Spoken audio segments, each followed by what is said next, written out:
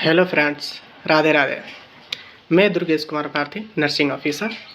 मैं माँ nursing home से आज हम एक ऐसे बीमारी के बारे में बात करना चाहता हूँ जिसे लाखों करोड़ों लोग पीड़ित हैं और उन्हें समझ नहीं आता कि यह बीमारी हो कैसे जाता है।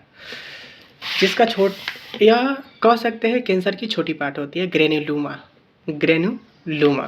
अब यह ग्रेनुलोमा होती कैसे है, यह हम आप लोगों को बताएंगे। फर्स्ट बार, अगर हमें चोट लगती है या कहीं सर टकरा जाता है या कभी का एक्सीडेंट हो जाता है और उस जगह पर ब्लीडिंग होती है, फिर हम नॉर्मल डॉक्टर के पास जाते हैं और उसे कंट्रोल करने के लिए हम नॉर्मल मेडिसिन का प्रयोग करते हैं या बैंडेज पट्टी करवा लेते हैं। फिर वह रोग दब जाता है। फिर वह धीरे धीरे क्या होता है कि हमारे सर में हमारे ब्लड 3 होती है, एक WBC होती है, RBC होती है, एक प्लेटलेट होता है। WBC वाइट ब्लड सेल हो गया, RBC रेड ब्लड सेल हो गया और प्लेटलेट थ्रोम्बोसाइट हो गया। तो इसमें का एक होता है WBC, जो श्वेत रक्त कहते हैं, हम इसको हिंदी में श्वेत रक्त कोशिकाएं कहते हैं। तो यह श्वेत रक्त कोशिकाएं जो होती है धीरे धीरे क्या होता है कि हमारे सर में एक जगह पे इकट्ठा होने लगता है।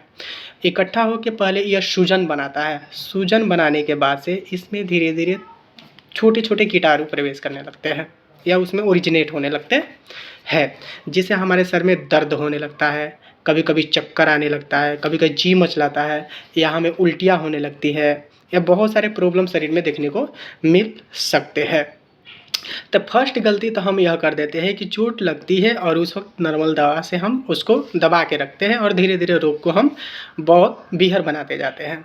तो इसलिए हमें जब भी चोट लगे सर में, हमें CT स्कैन कराने की ज़रूरत पड़ती है। और अगर हम उस समय CT स्कैन करा लेते हैं और किसी अच्छे डॉक्टर से संपर्क में जाते हैं और दिखा देते हैं तो शायद हम उस रोग से बचने के उपाय ढूंढ लेंगे। लेकिन अगर ज़्यादा हुआ बिगड़ जाता है तो फिर पैसा भी आपका बढ़ेगा और बीमारी भी बढ़ेगा और शरीर भी आपका स्वस्थ नहीं रह पाएगा। अब देखिए ग्रेनुलोमा, यह तो इसी को कहते हैं ग्रेनुलोमा, जो श्वेत रक्त कोशिकाएं एक जगह इकट्ठा हो जाती है और उसमें सूजन होने लगती है। अब एक कैंसर का रूप कैसे लेता है? अब इसमें तो सूजन हो गई, सूजन होने के बाद से धीरे धीरे अगर इसका इलाज हम सही तरीक़ा से नहीं कराते हैं तो इसमें कीटाणु प्रवेश कर गया, फिर ये घाव का रूप लेगा।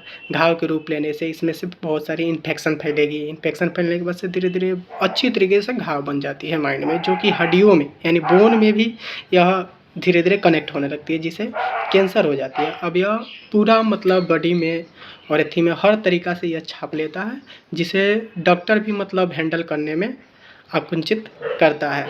इसलिए सबसे पहले आप यह गलती ना करें। यदि आपको चोट लगता है तो आप CT स्कैन कराएं और डॉक्टर से संपर्क करें और जल्द से जल्द अपने रोग को ठीक करने का उपाय ढूंढें। धन्यवाद।